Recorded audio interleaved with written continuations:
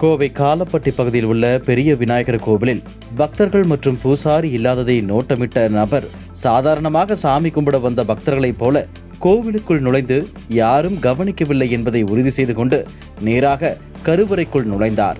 அங்கு வைக்கப்பட்டிருந்த வெள்ளி குத்து விளக்கை லாவகமாக எடுத்து தனது கையில் மறைத்துக் கொண்டு எந்தவித பதட்டமும் இன்றி வெளியே நடந்து சென்றார்.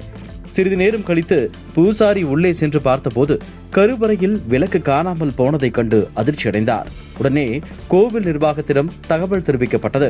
அங்குள்ள கண்காணிப்பு கேமரா காட்சிகளை ஆய்வு செய்தனர். அதில் அந்த நபர் உள்ளே நுழைவது முதல் கருவறையில் சென்று திருடிவிட்டு வெளியேறுவது போல அனைத்து காட்சிகளும் மிக தெளிவாக பதிவாகி இருந்தது.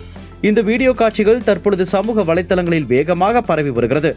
கோவில் என்று பாராமல் சன்னதியில் கைவரிசை காட்டிய இந்த நபரை உடனடியாக கைது செய்ய வேண்டும் என சிசிடிவி காட்சிகளை வெளியிட்டு பக்தர்கள் கோரிக்கை விடுத்துள்ளனர்.